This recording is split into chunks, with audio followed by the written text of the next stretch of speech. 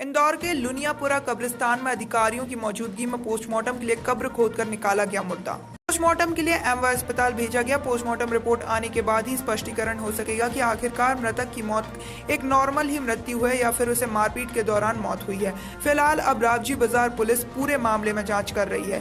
दरअसल इंदौर के रावजी बाजार थाना क्षेत्र के चंपा बाग में रहने वाले 60 वर्षीय असलम नामक व्यक्ति की 2 दिन पहले मौत हो जाने के बाद आसपास रहने वाले रहवासी लोगों ने मृतक के शव को लुनियापुरा कब्रिस्तान में दफन कर दिया था। मृतक के अन्य परिजनों को जानकारी लगी तो मृतक की भतीजी ने मृतक के मकान मालिक के परिवार के लोगों पर मारपीट कर हत्या करने का संदेह जताया है, जिसके बाद पुलिस और मजिस्ट्रेट महिला अधिकारी ने मंगलवार दोपहर लुनियापुरा कब्रिस्तान पहुंचकर मजदूर की मदद से कब्र को खुदवाया और असलम के शव को बाहर निकालकर पोस्टमार्टम के लिए एमवाय अस्पताल भेजा।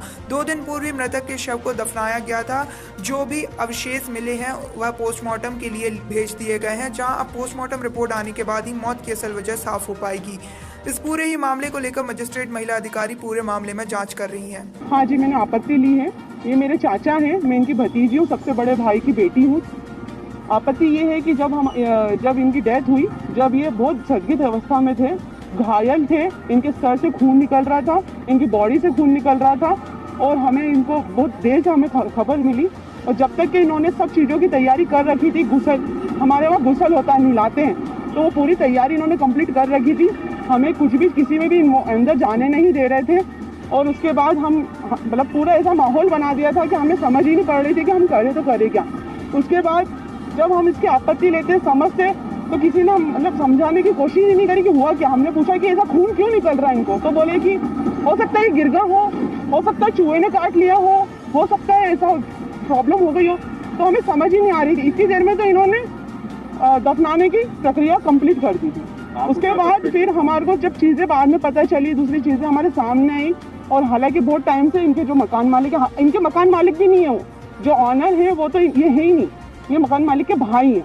वो इनको काफ़ी टाइम से परेशान कर रहे थे और ये जो जिस मकान में रहते हैं वो 100 साल पुराना मकान है। मतलब हमारे जो दादाजी हैं जब के टाइम का है और वहीं पर ही पैदा हुए हैं और वहीं पर ही हैं। इनका क्या नाम था? इनका नाम असलम शेख था। आपको क्या डाउटफुल लग रहा है जो आपको निकला रहा है? हमें डाउटफुल ये है कि जो सामने ऑनर हैगा उनका नाम है समद, उनके बेटे हैं, उनके बाप का नाम है सलाम और उनकी जो बीवी है हसीना और उनका एक और बड़ा बेटा है इमरान।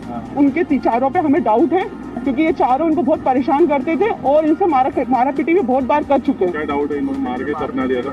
इनके ऊपर ये डाउट है कि इन्होंने इनके साथ हाथापाई करी, लड़ाई झगड़ा करा और उसके बाद इनको मारा है और मार के हत्या की गई है और सदगीर अवस्था में छोड़ दिया गया। और ये सारी बातें कि ये गिरगा होंगे, इनको चूहे ने काट लिया होगा, ये सारी बातें इन्हीं लोगों ने हमें बताई। कहाँ रहते थे अकेले? ये चंपा बाग में रहते थे। क्या करते थे? ये लोहे का काम करते थे। 60 से 63 के आसपास। कोई बीवी बच्चे? इनकी बीवी है जो धार में है, इनकी एक बेटी है जो अभी नेशनल उसमें स्पोर्ट में है, तो वो बाहर ही रहती है अक्सर। आपका नाम? मेरा नाम नुजीम शेख है। मैडम, एक कब्र को खोद के शव को बाहर निकाला जा रहा है, क्या परिजनों का आरोप है? क्या पूरा घटना करेंगे? 11/9/2021 को एक मृतक है असलम शेख, उनकी मृत्यु हुई थी। मृत्यु स्टार्टिंग में नॉर्मल लग रही थी, इसलिए परिवारजनों ने उनको दफना दिया था। उसके बाद उनके परिवारजन, चूँकि वो अकेले रहते थे जो मृतक, बाद में उनके परिवार वाले आए तो उनको ऐसा लगता है कि थोड़ी बहुत जो चोट के निशान थे उनको ऐसा लगता है कि किसी के मारने से है, तो उन्होंने डाउट किया है, तो उसके लिए सबूत खनन की कार्रवाई की जा रही है।